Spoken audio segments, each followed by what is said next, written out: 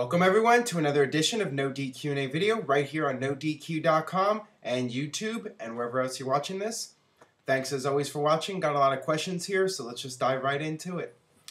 Hey Aaron, love the show. I have two questions. First, do you think we will see Stone Cold before WrestleMania? And second, if we see Stone Cold, do you believe he gets involved with the GM versus GM match as a special referee? I don't think we're going to see Steve Austin before WrestleMania or at WrestleMania. WrestleMania has already got enough going on without Steve Austin. You have The Rock versus John Cena. You have Triple H and Undertaker. You have Shawn Michaels as a special referee already. So Steve Austin there would be complete overkill. There's absolutely no point.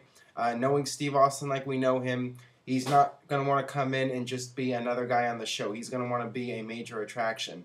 And he's already done the referee thing to death. It would just be overkill. It's not going to happen. Maybe for 29 we'll see something with Steve Austin, but until then there's really no need to speculate about it. Hey Aaron, if Kurt Angle was to go back to WWE, do you think we would see a CM Punk versus Kurt Angle feud? In my opinion, I see it as a dream match that's somewhat of a build from the exchange they had on Twitter a while back. Your thoughts? If Kurt Angle was to come back to WWE, absolutely. Him versus CM Punk would be a tremendous feud. You would want to put Kurt Angle in there with some of the newer guys. You'd want to put him in there with CM Punk and Dolph Ziggler and maybe even The Miz. Just put some new feuds in there for Kurt Angle. I think it would be great. There's a lot of guys for Angle to work with, and he can have a great match with anybody. So as far as him coming back, you know, we've talked about it many times. Angle has made it clear he has no interest in coming back to WWE. I think that can all change if WWE makes him a good offer and the money's right and he doesn't have to work, you know, a heavy schedule where he has to put his body on the line so much. I think Kurt Angle would come back under the right circumstances. But like Steve Austin, there's really no need to speculate on it right now. Angle is still under contract to TNA and he's got a good thing going on. He's making good money and he's not having to work a lot of dates. So that's something important to him, and you know, he's doing what he's doing. He's loving it, and I don't see things changing for the near future, but I do hope at some point he comes back. Once the Undertaker streak dies, do you think WWE is going to step up their game at WrestleMania? Since at least for me, Undertaker has always been the main event. They're definitely going to need to do something. Undertaker has always been a big part of WrestleMania, especially in recent years with the streak. So once Undertaker retires, they don't have that gimmick anymore. But as we've seen, they've had other things. This year they had The Rock versus John Cena, so the streak wasn't as important, but it still plays a big role into WrestleMania. So yeah, they're just going to need to come up with new ideas and new storylines, and I'm sure WWE will be fine. WrestleMania is a brand, and it is a successful brand. And people buy the pay-per-view every year because it's WrestleMania. And yeah, over time, I think there'll be new concepts that become part of the WrestleMania legacy. So I think WWE will be fine. Do you really think Mark Henry is worthy of a Hall of Fame admission? He hasn't done much in his tenure in WWE except remain injured for 8 or so of the 10 years in WWE. So he won a belt finally. Does that really make him worthy? Well, just winning the belt doesn't make him worthy, but I think the fact that he's been there for so many years, and he's been loyal to the company, and he's had entertaining comedy moments of his career. He's also had some very good serious moments of his career, and as the world champion, I think he did really well. And I just think that Mark Henry was a solid team player for WWE, and I've said this before too. If you're going to induct Coco Beware into the Hall of Fame, I really think that anybody is worthy of being in, and considering Henry, all that Mark Henry has given to WWE, I think that they're going to want to put him in the Hall of Fame just because they want to say thank you for all the years he gave to them. So I think he deserves it, and you know, it's really hard to say because there is no real criteria for the Hall of Fame. They really induct anybody they want to induct, and I think as long as Mark Henry remains on good terms with them, he'll be in at some point. I just think that's what's going to happen.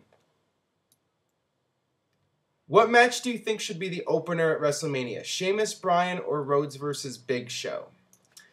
I suspect that the opening will be Daniel Bryan versus Sheamus because traditionally WWE likes to do a fast-paced match to open up the show and get the crowd into everything.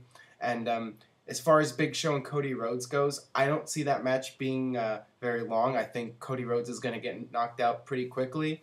And I just think that usually they like to open up with a semi-big match. So the world title is the U.S. title from 10 years ago, basically. So I see that opening the show, and I think it'll be a good match to get the crowd warmed up and into the WrestleMania spirit. So that's what I think.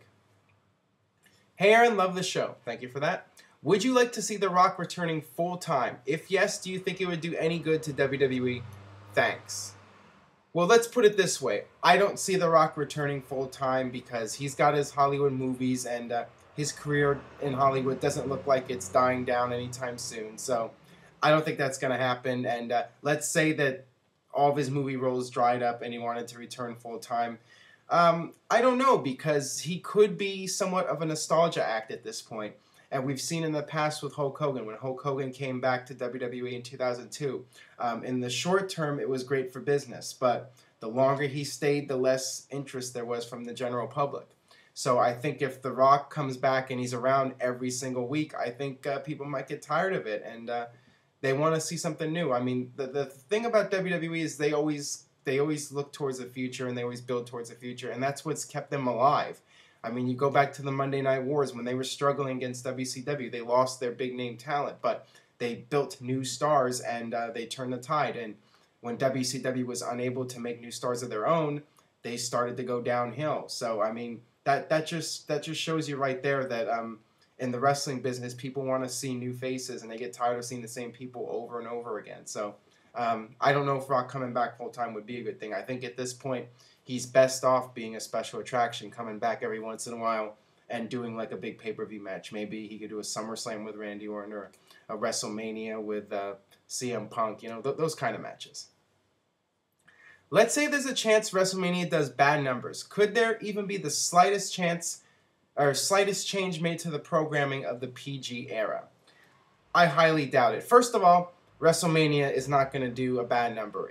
There's always a chance. First of all, they're thinking that they're going to do over 1 million buys. So if WrestleMania does under 1 million buys, that might be considered a disappointment. And they're not going to go back to being PG because they do under 1 million buys. If anything, a few people are going to get the blame. And I think I've mentioned this before. If WrestleMania did a disappointing buy rate, I think CM Punk and Chris Jericho and guys like that are going to get the blame.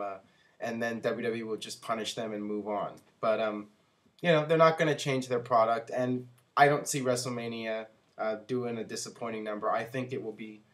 I really do think it has a legitimate shot at beating 1 million buys. And if not, it's going to come very, very close. All right, that'll wrap things up for today's edition of No DQ&A video. Thanks as always for watching. Make sure you subscribe. YouTube.com/NoDQCAW. And leave a comment. Let me know what you think. We'll see you next time.